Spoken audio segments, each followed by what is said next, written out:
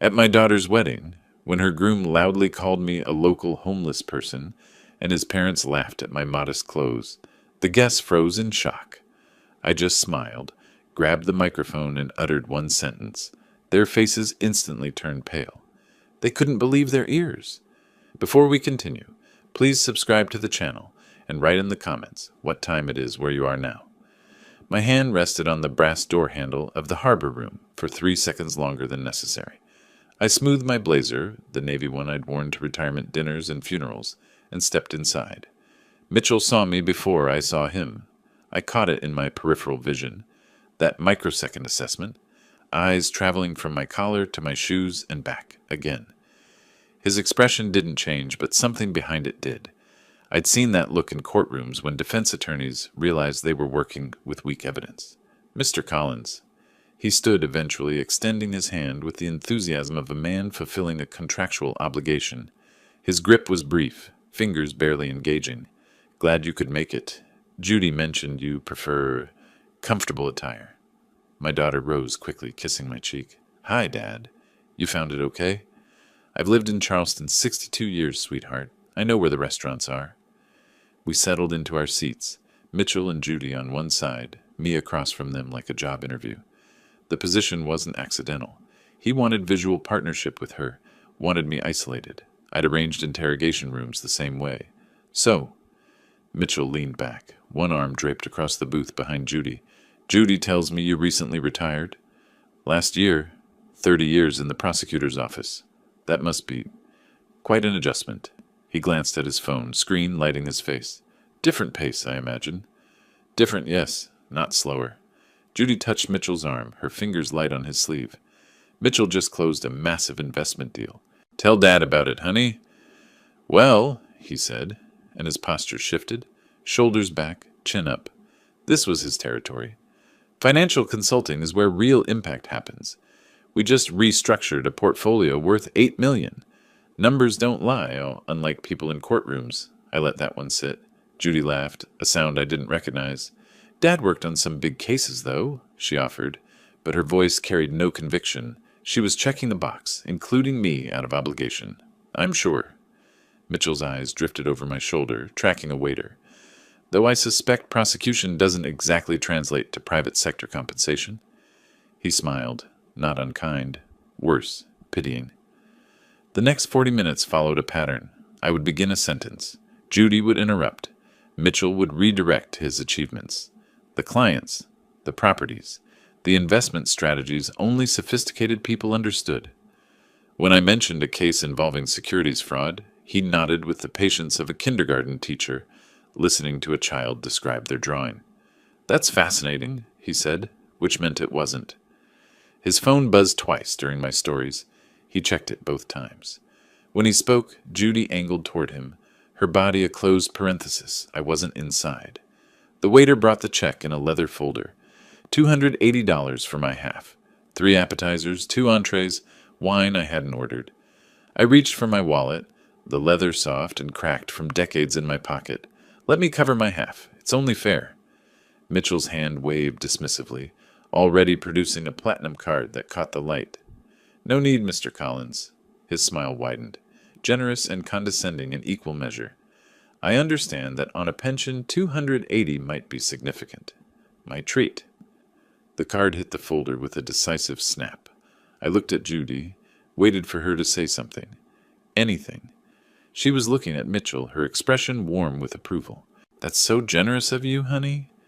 She didn't glance my way, didn't acknowledge what he'd implied, that I couldn't afford dinner, that I was financially fragile, that his money made him better.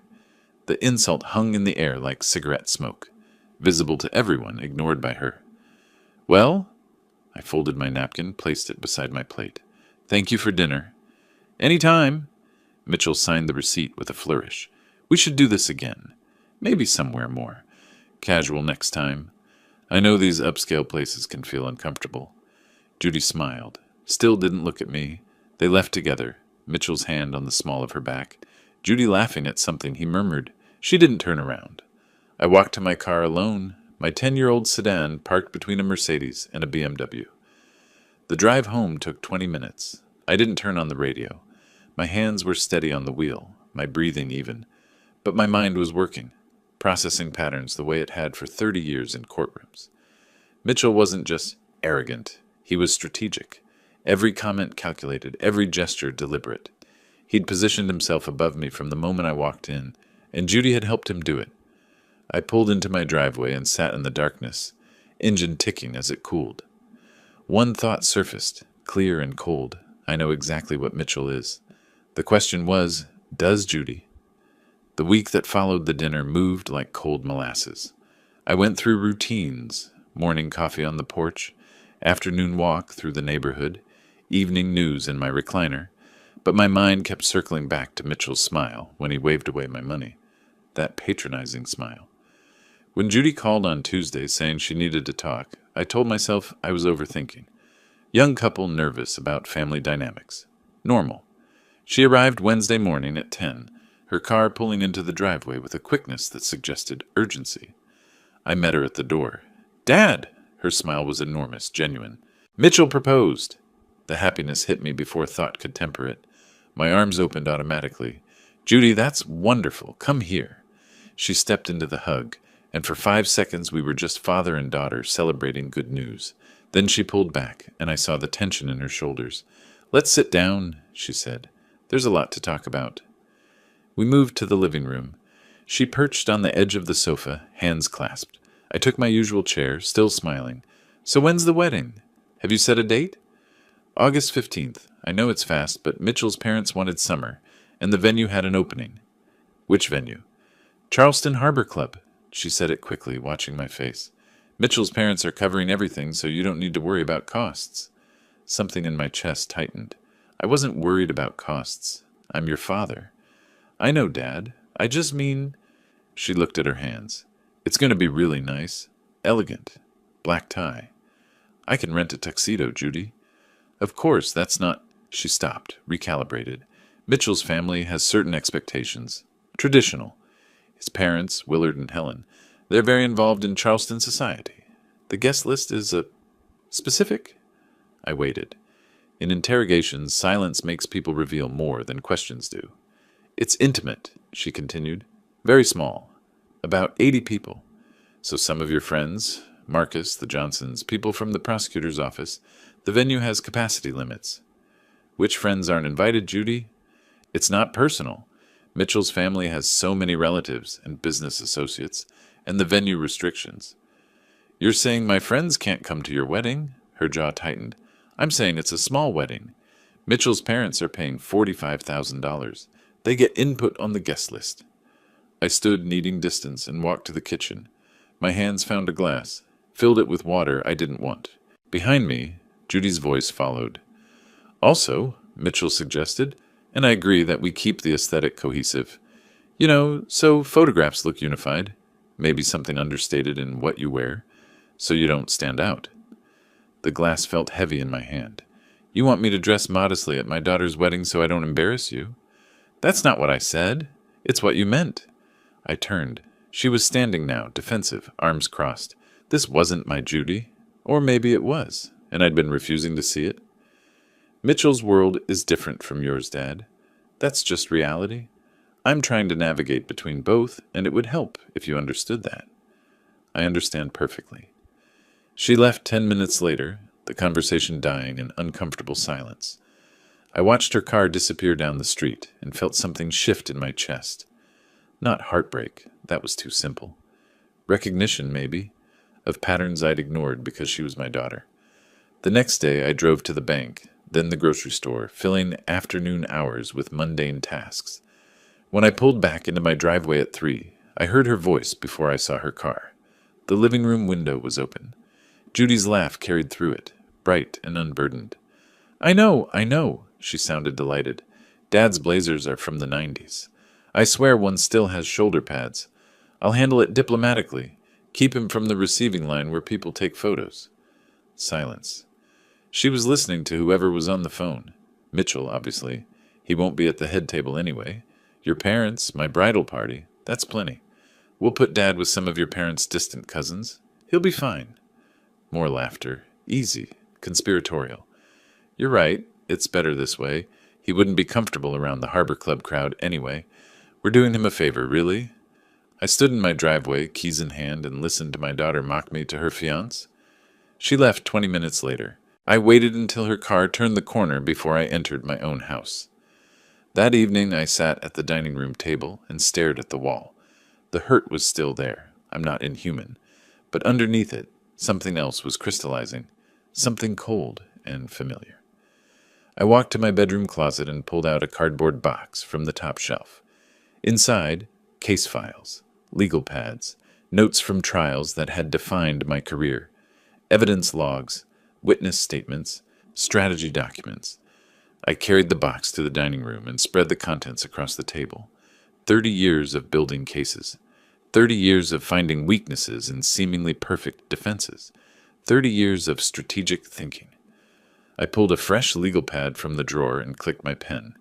At the top of the page, I wrote 3 words: Mitchell, Willard, Helen. Below that, a single question. What are they hiding? Every defendant has vulnerabilities. Every case has a weakness. I had 2 months before the wedding. Time to build my case. The next morning, I woke before dawn, not from restlessness, but purpose. The case files from the previous night still covered my dining table. I made coffee and began creating a systematic investigation plan, the way I'd done hundreds of times before. By 9 o'clock, I was walking into the Charleston County Records office. The clerk, a young woman with efficient movements, smiled when I approached. "Can I help you find something?"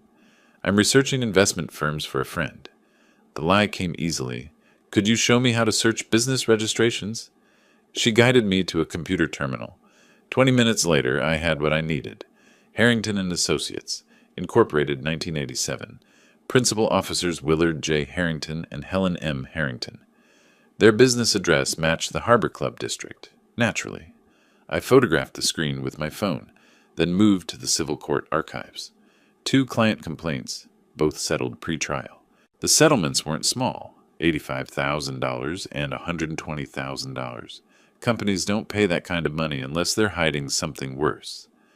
I also found Mitchell's personal tax dispute from 3 years back. Small potatoes, $4,200 in contested deductions. But the pattern interested me. Aggressive claiming, minimal documentation, settled only after IRS pressure.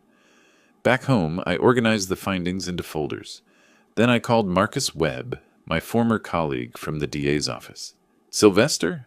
His voice carried genuine warmth. "This is a surprise. How's retirement treating you?" "Can't complain. Listen, my daughter's marrying into the Harrington family. You know them?" A pause. "Investment people." "That's right. I know they sail close to the wind." His tone shifted, became careful.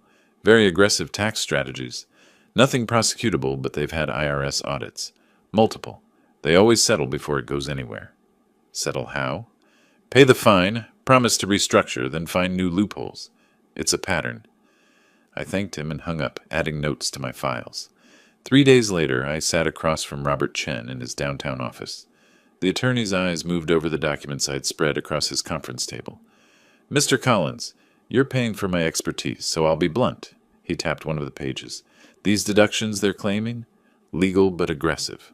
1 thorough audit, and they'd face serious penalties." "How serious?" 40 to 60,000 in fines, possibly more. The IRS doesn't appreciate creative interpretation." I leaned forward.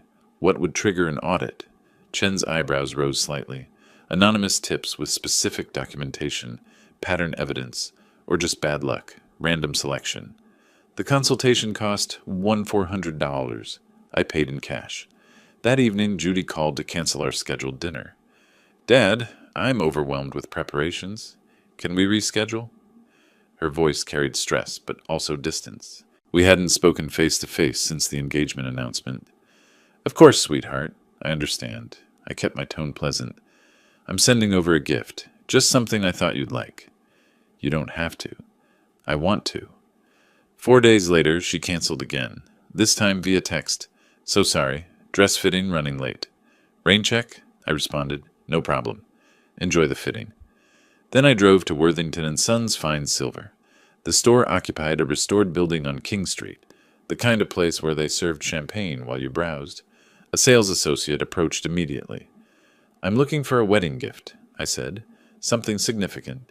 Silver service, perhaps? She showed me 3 sets. I chose the most expensive.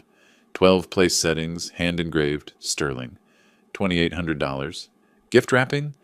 Please, include a card. I wrote 4 words on the card. For your new home. Love, Dad.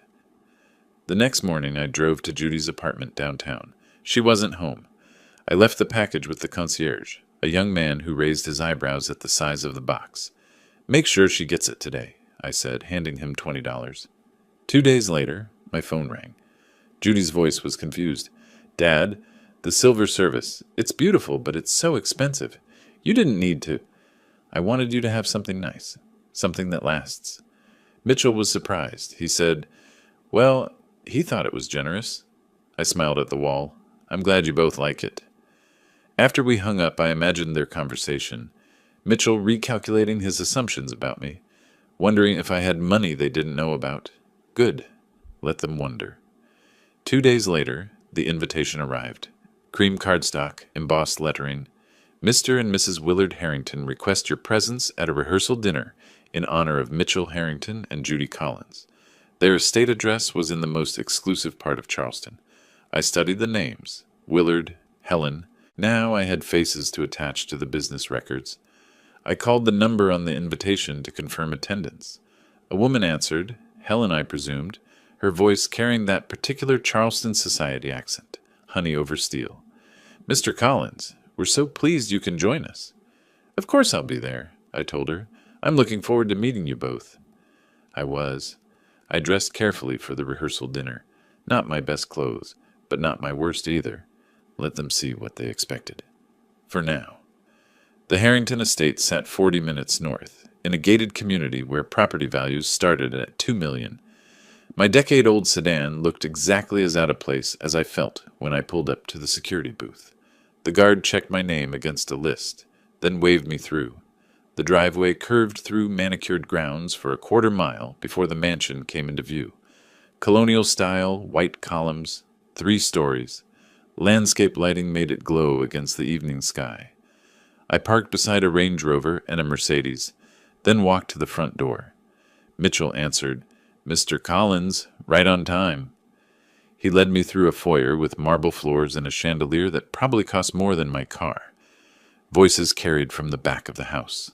Mom, Dad, Judy's father is here. They emerged from what looked like a study. Willard, tall, silver-haired, golf course tan. Helen, elegant in silk, jewelry catching light. Sylvester! Helen's smile was professionally warm. Wonderful to finally meet you. Judy speaks so highly of you. Please come in. Don't mind the construction noise. We're adding a wine cellar. $80,000, I'd later learn. She mentioned it 3 times. Dinner was served in a formal dining room. Original paintings on the walls. China so delicate I worried about breaking it. Willard positioned himself at the head of the table, natural command post. So, Sylvester. He poured wine I didn't recognize. Judy tells us you were a prosecutor. 30 years? That's right. State service. He nodded approvingly. Noble work, truly. But let's be honest, not the most lucrative path, am I right? I kept my voice mild. I did well enough. Retirement's comfortable. Helen touched Willard's arm, that united front gesture I'd seen in hundreds of couples over decades. Of course you did, and you raised Judy beautifully despite, well, circumstances. Single parent, modest means, that takes real character. She made poverty sound like a disability. Judy sat across from me between Mitchell and Helen, her posture defensive. She didn't meet my eyes. The meal continued. Helen recounted their recent trip to Tuscany. Willard discussed market returns with technical precision. Mitchell added stories about client acquisitions, his gestures mirroring his father's, the same hand movements, the same conversational dominance. When I mentioned a securities fraud case I'd prosecuted, Willard listened with polite boredom. Fascinating. Must be so different from the private sector. Helen changed the subject to the honeymoon. 3 weeks in Santorini. We're gifting them the villa rental. Mitchell smiled at Judy. She's never been to Greece. That'll change now. The implication hung there. I'd never provided travel. Never given her those experiences. After dinner, we moved to the veranda. The view stretched over perfectly maintained grounds, lit gardens, a pool that gleamed like blue glass. "Beautiful property," I said. "We've put a lot into it." Willard sipped bourbon. "Worth it, though. Family legacy matters." Helen appeared beside us, touching my arm with practiced concern. "Sylvester, I wanted to mention your suit for the wedding. Do you have something appropriate?" "I'll be fine." Of course, of course." Her smile didn't change. "But if you need, our tailor has a lovely discount section. Very dignified options. Budget-friendly." She said it in front of Judy, who was standing 10 feet away, arranging flowers with Mitchell. I watched my daughter's face. She heard. Her cheeks colored. She looked at the floor, fidgeted with a lily. She said nothing. Mitchell glanced over, smirked, then returned to his conversation. "That's thoughtful of you," I told Helen. "I'll keep it in mind." I left at 10, thanking them for their hospitality. Mitchell walked me to my car. "Glad you could make it, Mr. Collins. We'll see you at the wedding." "Wouldn't miss it." I drove back toward Charleston, but stopped downtown at Blackwell & Sons Custom Tailoring. The shop stayed open late for clients who could afford custom work. "I need a suit," I told the tailor. "Something excellent, not flashy, just quality." He measured me, showed me fabrics. I selected charcoal wool, subtle but unmistakable craftsmanship. $890, he said. "Ready in 4 days." "Perfect." At home, I spread my investigation materials across the dining table one final time. Everything I'd learned, everything I'd observed. Chen's analysis, the business vulnerabilities, the family patterns, tonight's casual cruelties. I pulled out fresh legal pads and began writing. By 2 in the morning, I'd filled 12 pages. Every step mapped, every contingency planned, every vulnerability identified. At the top of the first page, I'd written a single question. What's the appropriate penalty for contempt? Below it, I'd answered myself. Public humiliation followed by systematic dismantling. The wedding was in 7 days. I had work to do. The morning of Judy's wedding, I dressed in the suit I'd ordered the week before. It fit perfectly. Nothing flashy, but unmistakably quality. In the mirror, I looked exactly like what I was. A man who understood the difference between modesty and poverty. Charleston Harbor Club sat on the waterfront. All white columns and manicured lawns. I arrived precisely on time. The valet's eyes lingered on my decade-old sedan, then slid away. I handed him the keys without comment. Inside, the receiving line stretched through the entrance hall. Helen saw me first, her smile brightening with practiced warmth. "Sylvester, don't you look nice?" She air-kissed both cheeks, already positioning me away from the photographer. "We're so glad you're here." Willard shook my hand firmly. "Good to see you. Exciting day." The ceremony took place on the terrace overlooking the harbor. 80 white chairs, rose petals scattered on marble, an orchestra playing something classical I didn't recognize. I sat in the back row. Judy looked beautiful walking down the aisle. For those 30 seconds, I forgot everything else and just watched my daughter. The reception began at 6. A coordinator directed me to table 18, near the service entrance beside a column, far from the head table's raised platform. My table mates were distant Harrington cousins, who introduced themselves politely, then ignored me. I watched the room instead. Crystal chandeliers, floor-to-ceiling windows framing the harbor, $8,000 in flowers, easily. The orchestra transitioned to dance music. Mitchell worked the crowd, champagne glass perpetually refilled. He moved from table to table, with groomsmen trailing behind, laughter echoing across the ballroom. Around 7, I heard him before I saw him. "You see that guy over by the columns?" His voice carried, alcohol amplified. "That's my father-in-law. Looks like we should have given him directions to the homeless shelter, right?" The groomsmen cluster erupted in laughter. People at nearby tables turned. One groomsman said something I couldn't hear. Mitchell responded louder. "What? I'm just saying. Look at that suit." More laughter. Helen's table was 15 feet away. She heard. I watched her lean toward her companions, voice carefully modulated to Carrie. "Well, the suit is certainly economical. We offered to help, but..." She shrugged, letting the implication hang. The laughter spread, not raucous, but knowing. Social warfare disguised as observation. I looked for Judy. She stood near the cake table with a bridesmaid, her back to Mitchell's performance, but her shoulders were tight. She'd heard. She turned slightly, saw me watching, then turned further away and engaged intensely with her friend. She made a choice, right there, in that moment. I stood. Conversations paused. Heads turned. They expected me to leave quietly, I suppose. Dignified retreat. Instead, I walked across the dance floor. My steps were measured, unhurried. The crowd parted slightly. I could feel every eye tracking me. The bandleader stood near the microphone, organizing sheet music. I approached him directly. "May I borrow that for a moment?" He hesitated, then handed it over. I faced the room. 150 people. Conversations dying in waves as they realized something was happening. "I want to congratulate the newlyweds." My voice carried clearly. 30 years of courtroom projection. "And thank the Harrington family for this beautiful event." Mitchell's face had frozen mid-smile. Willard leaned forward slightly.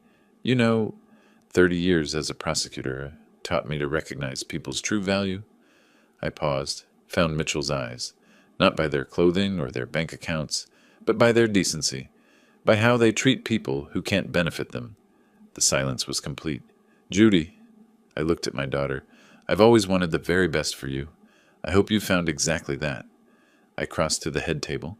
Judy stood stiffly as I approached. I wrapped my arms around her. She didn't return the embrace, just stood there, rigid, her hands at her sides. I released her, nodded once to Mitchell, acknowledgement, not friendliness, and walked back across the dance floor. The crowd remained silent. I could hear my own footsteps. The doors closed behind me with a soft click. I retrieved my car from the valet. He'd parked it in the back lot, naturally, away from the Teslas and Mercedes. I didn't drive home. Instead, I headed downtown to the 24-hour FedEx office on King Street. The manila envelopes were already prepared, sealed, addressed. I'd filled them out 3 days ago. Internal Revenue Service, Charleston Division, Charleston Better Business Bureau, both with detailed documentation inside. I dropped them in the overnight slot. By Monday morning, they'd reached their destinations. The wedding had been Mitchell's game. This was mine. I woke Sunday morning clearer than I'd felt in weeks. While Mitchell and Judy were boarding their flight to Greece, I made coffee and opened my laptop. The IRS complaint form appeared on screen. I'd drafted it 3 days earlier, but now it was time to finalize and submit. I spread Robert Chen's notes across the table. 3 years of Harrington and Associates tax returns, public information for registered investment firms. Chen had highlighted the vulnerabilities. Now I documented them. Schedule C business expenses, $47,000 in client entertainment, possible but aggressive. Home office deduction, 40% of a 6,000 square foot residence. Legal but questionable. Income classification shifting between personal and corporate to minimize tax burden. Pattern suggesting strategic manipulation. I wrote carefully. Not accusations, observations, questions for review. The language mattered. Too aggressive, and they'd dismiss it as vendetta. Too vague, and they'd ignore it.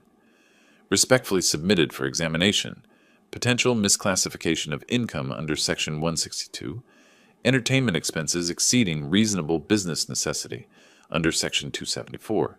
Home office deduction inconsistent with primary business use. 8 pages. Specific line items. Tax code references. The kind of complaint that triggers mandatory review. I printed it, signed where required, made copies for my file. The Better Business Bureau complaint was simpler. I adopted the persona of a concerned former client. Vague enough to avoid defamation, specific enough to seem credible. Aggressive sales tactics, pressure to invest in high-risk portfolios, minimal disclosure of fee structures. 3 pages, anonymous. Unverifiable but requiring investigation. At 3 o'clock, I drove to the post office downtown. The clerk processed my certified mail. "You'll get tracking confirmation," she said. "Perfect. I want to ensure it's received." I dropped the BBB complaint in the regular mail slot. Then I went home and waited. For 3 days, I maintained completely normal routines. Monday, grocery shopping, afternoon walk. Tuesday, library, lunch at the diner on Broad Street. Wednesday, morning coffee on the porch, reading the novel I'd been meaning to finish. Bureaucracy moves at its own pace. I'd filed enough complaints as a prosecutor to know the rhythm. Thursday afternoon, I was deadheading roses in my garden when my phone rang. Unknown number. Hello? Sylvester? Willard's voice, controlled but tight. I wanted to thank you again for attending the wedding. Your speech was memorable. I set down the pruning shears. I meant every word. Judy deserves the best. Of course. A pause. Unusual timing. We've just received notice of a tax audit. Quite thorough, apparently. 3 years of returns. You wouldn't happen to know anything about that? I kept my voice perfectly mild. Tax audits? That's unfortunate. But you run an honest business, don't you? I'm sure it's routine. Routine? His tone hardened. Right. If your books are clean, you have nothing to worry about. I picked up the shears again, examined a rose. Though I hear these things can take months, and the legal fees can be significant, but I'm sure you're prepared for that. Silence stretched between us. Wasn't that the point? I continued quietly. Being prepared? More silence. Then, I see. Do you? Because I want to be clear. I don't make threats, Willard. I taught myself long ago that threats are just noise. I prefer action. Measured, legal, thoroughly documented action. This is about Mitchell's behavior at the wedding. This is about a pattern of behavior. Your son's, your wife's, yours. I let that settle. You thought I was weak because I was quiet. That's a common mistake. What do you want? Want? I smiled at the roses. Nothing from you. I just want you to understand something. I spent 3 decades building cases against people who thought they were untouchable. Some of them had more money than you. Better lawyers, political connections. They all thought they'd win. And I never lost a case I built carefully, Willard. Not once in 30 years. I heard him breathing, processing. The audit will find everything in order, he said finally. Will it?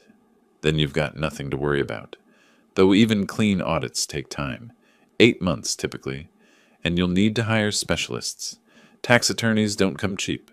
Probably 60, 70,000 in legal fees before it's done. You're a vindictive man? No, I'm a thorough one. There's a difference. I paused. How's the honeymoon going? Greece is beautiful this time of year. He hung up. I sat in the garden long after the call ended. The roses needed more work, but I didn't move. He knew. He understood this was deliberate, which meant he'd retaliate. Men like Willard always did. I went inside and opened a new document on my computer. Title, Anticipated Counter Moves. If he came after me, I'd need to be ready, and I would be. Because unlike Mitchell's crude jokes or Helen's social warfare, I understood real combat. I'd spent 30 years in it. The audit notification reached Willard on Thursday. I knew because the phone calls started the following Monday. Jim Patterson called at 10 in the morning. We'd worked together for 15 years. He knew me better than most. Sylvester, I heard some troubling things. His voice carried that careful tone people use when they're worried about you. Folks saying you're, fixated on your daughter's new in-laws, making accusations.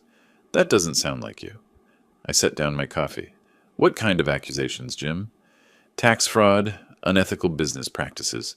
Look, if you're struggling with Judy's marriage, there are healthier ways to process. I'm not struggling, Jim. I'm fine.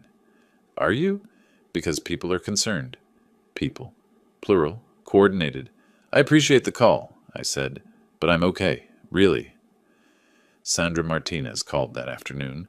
Less gentle, more direct. Sylvester, cut through the noise. Did you file an IRS complaint against Harrington and Associates? I exercised my rights as a citizen to report potential irregularities. That's not illegal, Sandra. It's civic duty.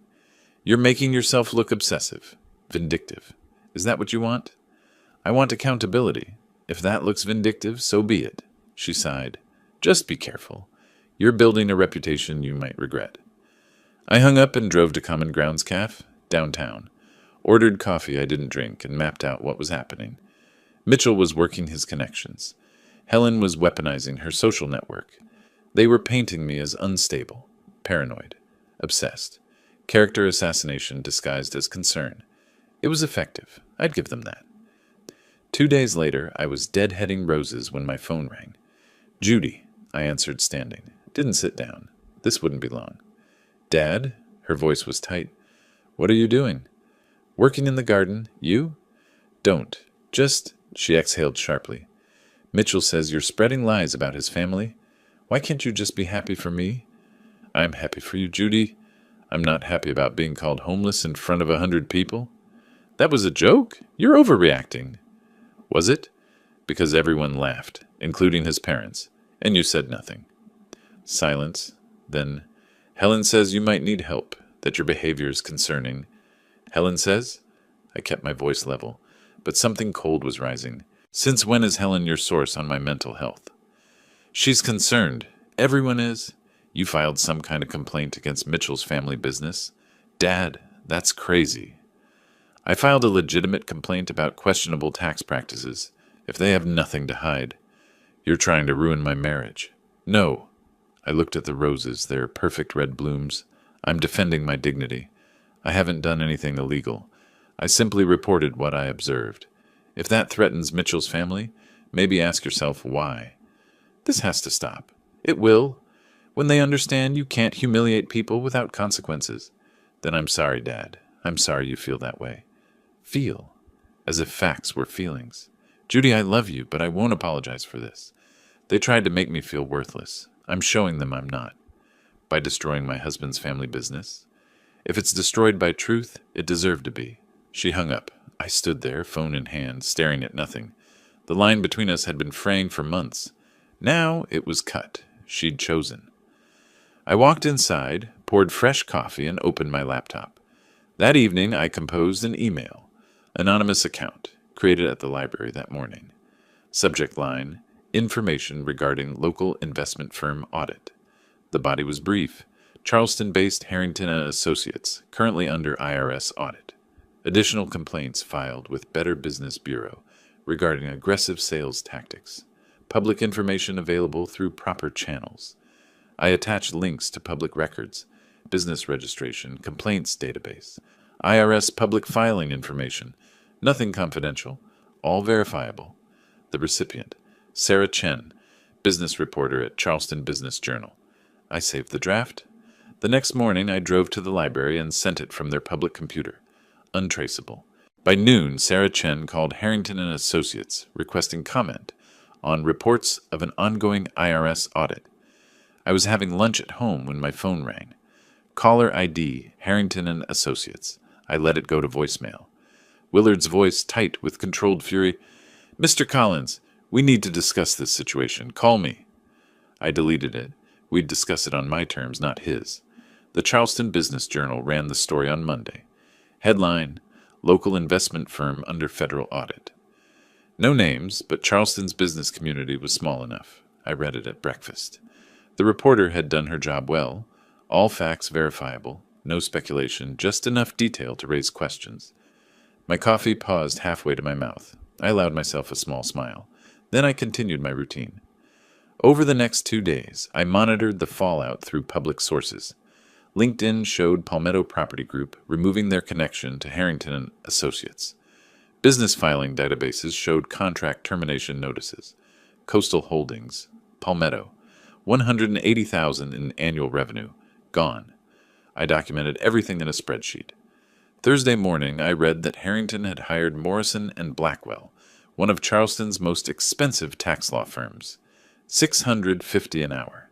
The preliminary audit report had found violations, aggressive depreciation on business vehicles, questionable home office deductions, entertainment expenses exceeding reasonable limits, projected penalties, $47,000, legal fees already, over $30,000. I sat back in my chair, absorbing the numbers. This wasn't satisfaction exactly.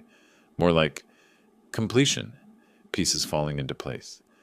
Friday afternoon, I heard a car in my driveway. Through the window, Mitchell's Audi.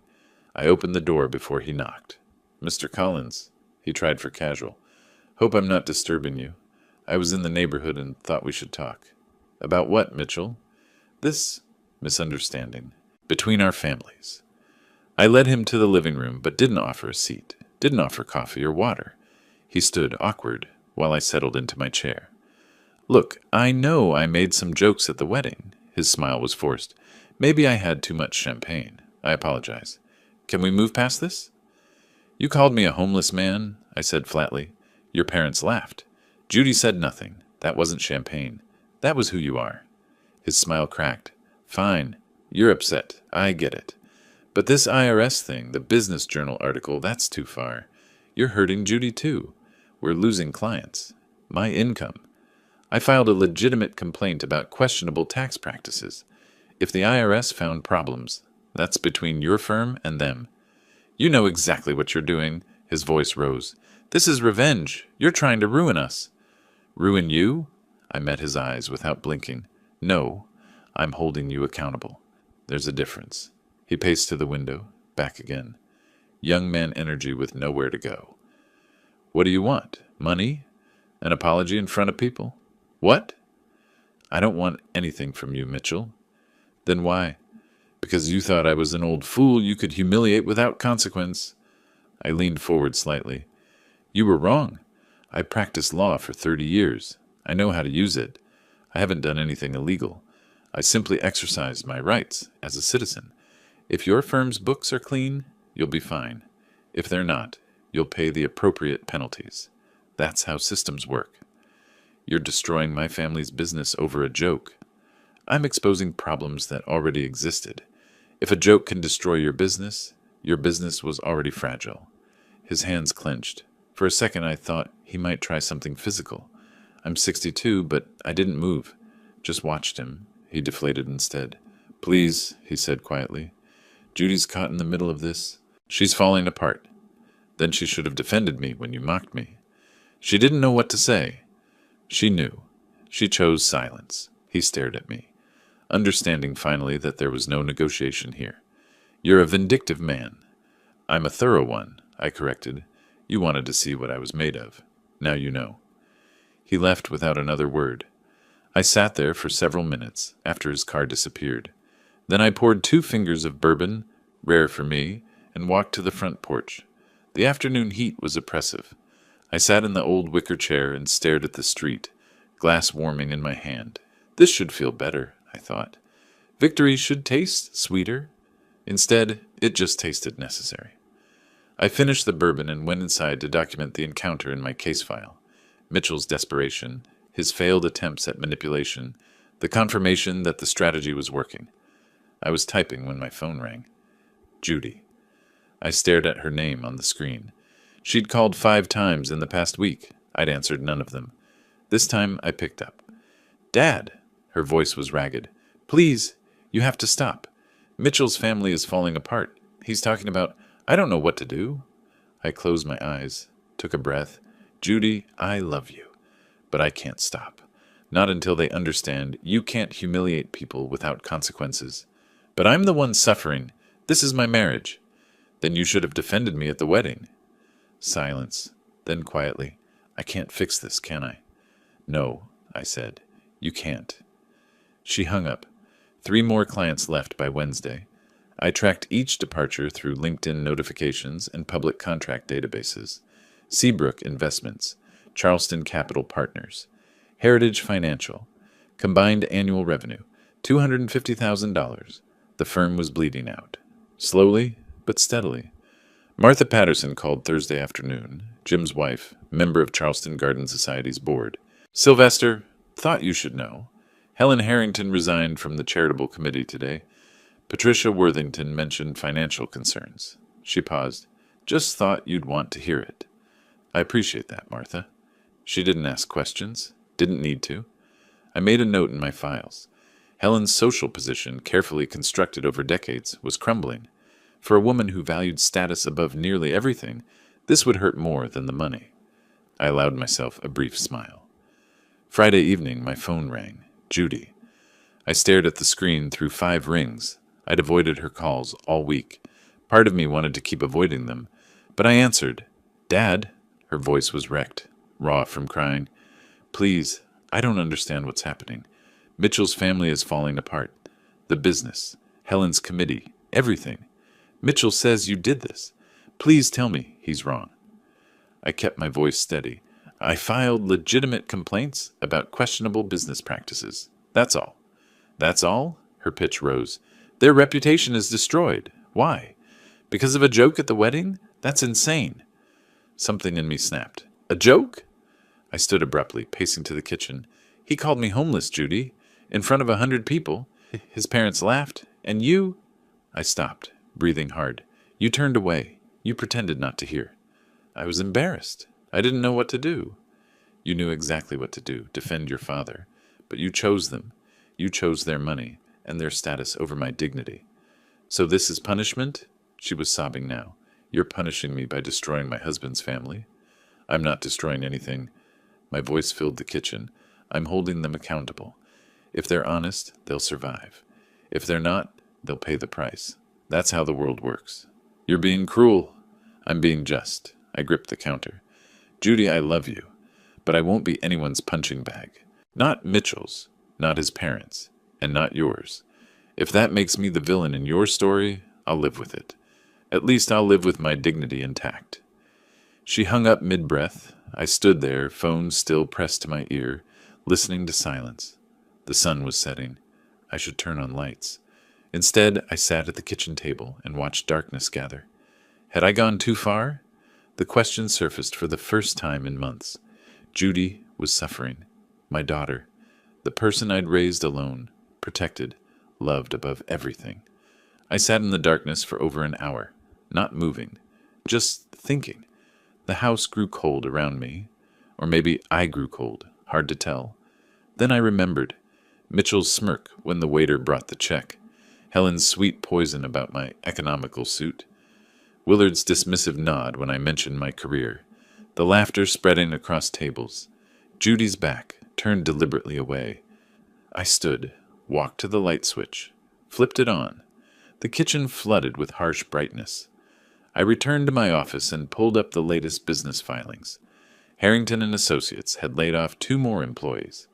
Revenue projections showed another 15% decline. I documented it methodically. This wasn't cruelty. This was consequences. I was back at my computer when the email arrived. Subject: IRS audit conclusion, public record request. I'd filed a Freedom of Information request 2 weeks earlier. Standard procedure for public interest in federal investigations. The audit was concluding. Findings: $47,000 in penalties for improper deductions, $31,000 in back taxes owed. Additional recommendations for improved compliance, not criminal, not devastating, but permanent on their record. I saved the document, closed my laptop. It was done. The audit report arrived by certified mail on a Tuesday. Findings confirmed. $47,000 in penalties, $31,000 in back taxes, recommendations for improved compliance procedures. Harrington and Associates issued a brief public statement acknowledging resolution of routine audit matters. Routine. The word made me smile. 2 weeks later, I sat on my front porch with a book I wasn't really reading. The late August heat had finally broken. A breeze moved through the oak trees. I heard the car before I saw it. Judy's sedan pulling into my driveway. I closed the book but didn't stand, just waited. She got out slowly, hesitated at the bottom of the porch steps. I gestured to the empty chair beside me. No words needed. She climbed the steps and sat. We both stared at the street. 5 minutes passed, maybe 10. The audit finished. Her voice was small. They had to pay almost $80,000. 8 clients left. Mitchell's bonus is gone. His parents are talking about selling the beach house. I know, I said quietly. Public record. You're still tracking it?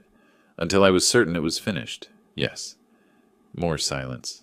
A car passed. Someone walking a dog. I understand now. She looked at her hands. What you felt. When Mitchell said that, when everyone laughed, when I didn't... Her voice cracked. I'm sorry, Dad. I'm so sorry. I know you are. I turned to face her.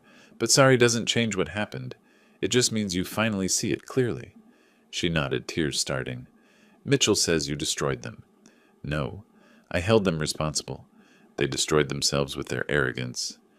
The IRS found real violations, she said. Mitchell finally admitted that. Said his dad always pushed boundaries with deductions. Then they got caught. That's not revenge. That's accountability. She wiped her eyes. What about us? Is there an us anymore? I reached over and took her hand, held it firmly. I'm still your father. That doesn't change. But I won't pretend that wedding didn't happen. I won't forget that you chose their comfort over my dignity. I know, she squeezed back. I have to live with that. If you truly understand what happened, not just that I'm hurt, but why I acted, then yes, we can start over. But it won't be the same. You're part of their family now, I accept that. But I'm not your punching bag, and I'm not their joke. Those boundaries don't move. I understand. We sat together as the sun dropped lower. Orange light filtered through the trees. Neither of us spoke for a long time. How's the marriage? I finally asked. Strained. Mitchell's angry. At you, at his father, at me for coming here. But he's also scared. His whole world was based on his family's reputation and money. Now both are damaged. Maybe that's not a bad thing. Maybe he'll learn what actually matters. Maybe. She didn't sound convinced. The sky turned purple. Streetlights flickered on. I should go. She stood. Mitchell will wonder where I am. Will you tell him you were here? She hesitated. Yes, I will. I nodded. Small honesty, but a start. She kissed my forehead, something she hadn't done since childhood. Can I come back? Next week? I'd like that. I watched her car disappear down the street. The porch light came on automatically, sensor triggered by gathering darkness. I didn't feel victorious. Victory suggested a game, and this had never been one. I'd simply refused to be humiliated without consequence. Defended my dignity. Perhaps taught my daughters something about strength, the real kind, that doesn't come from money or status, but from knowing your worth and refusing to surrender it. The evening was quiet. I sat a while longer, breathing the cooling air. Inside, the phone rang. I let it ring. Whatever it was could wait. For now, this piece was enough. If you liked this story, please like this video, subscribe to the channel, and share your impressions of this story in the comments. To listen to the next story, click on the box on the left. Thank you for watching,